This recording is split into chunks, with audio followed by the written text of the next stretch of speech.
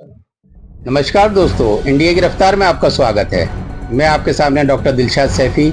आज हमारे साथ बैठे हैं सुदीप जैन साहब, जो इंडिया की रफ्तार ऑफिस पर हैं। आइए इनसे एक सवाल करते हैं कि जिस तरह से प्रधानमंत्री जी ने एक ऐलान किया है कि 1 साल तक गोल्ड नहीं खरीदना है, तो उसके बारे में संदीप जी आप क्या कहना चाहेंगे? देखिए, जो ऐलान किया है इससे पहले हमको ये भी देखना चाहिए कि इस व्यापार से, इस पेशे से जितने लोग जुड़े हुए हैं, प्रत्यक्ष या परोक्ष रूप से, इसमें छोटे-छोटे कारीगर भी शामिल हो जाते हैं। तो उनके लिए वैकल्पिक व्यवस्था क्या है? उनका चूल्हा-चौका, उनकी रोज़ी-रोटी, उनका घर परिवार कैसे चलेगा? ये भी एक बहुत बड़ा प्रश्न है और उन्होंने क्या वैकल्पिक व्यवस्थाएँ ऐसे ऐलान करके उन लोगों के लिए क्या वैकल्पिक व्यवस्थाएँ की? अच्छा, गैस और डीजल, पेट्रोल, इन सब की किल्लत है। हवाई यात्रा ना करें, है ना, गाड़ियों में ज़्यादा ना जाएं, तो इस बारे में देश में एक बड़ा संकट खड़ा है। इसके लिए आप क्या कहेंगे? क्या विपक्ष इन सबको एकजुट होना चाहिए? किस तरह से आप इसे देखते हैं? देखिए, कहीं न कहीं हमारी जो विदेश नीति है और जो आर्थिक नीतियाँ हैं, उनकी विफलता बयान करता है।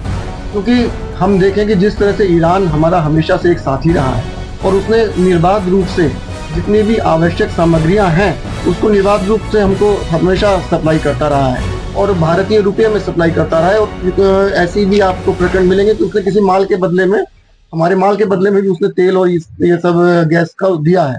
पर यहाँ वो विदेश नीति पे आकर हमारी सरकार बिल्कुल फेल हो जाती है कि उसने ईरान को, अपने मित्र को जिस तरह से छोड़ दिया और दूसरी तरफ उसने रूस को भी जिस तरह से छोड़ दिया और अमेरिका की धमकियों के अनुसार और अमेरिका की धमकियों में आकर उसके अनुसार जो वो चल रहा है, तो ये कहीं ना कहीं हमारी भारतीय संप्रभुता पर भी एक खतरा है।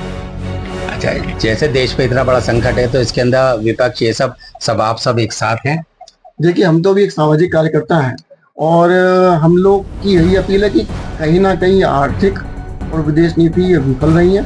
और अगर माननीय प्रधानमंत्री जी ने अपील करी हो, इतना बड़ा संकट है, तो जिन पूंजीपतियों के लिए वो निरंतर विदेश यात्राएं करते हैं, जिनके खजाने भरने के लिए वो कौड़ियों के भाव हमारी देश की ज़मीनों को उनको दे रहे हैं और आदिवासियों को जल जंगल ज़मीन से खदेड़ रहे हैं, उनके खनन की पूर्ति करने के लिए, उनके पैसे की हवस की पूर्ति करने के लिए, तो मेरा निवेदन है कि माननीय प्रधानमंत्री जी को उन लोगों से निवेदन करना चाहिए कि वो लोग ऐसे समय में भारत के साथ आए और अपनी जो तमाम जो पूंजी उन्होंने एकत्रित कर रखी है वो समर्पित करें भारत की जनता के लिए। अच्छा, जैसे आप समय समय पर मुद्दे उठाते रहते हैं ना, सौर समाज की आप बात करते हैं और सेंट्रल मार्केट का एक मसला चला हुआ है। आपने सलमान खुर्शीद साहब को वहाँ अपना केस लड़ने के लिए उनसे कहा है, तो इसमें आप क्या कहेंगे?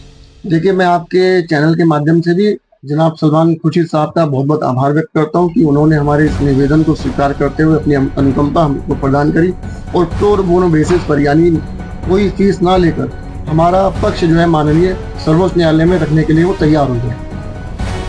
चलिए, बहुत बहुत शुक्रिया आपका इंडिया की रफ्तार ऑफिस पर आने पे। ओके।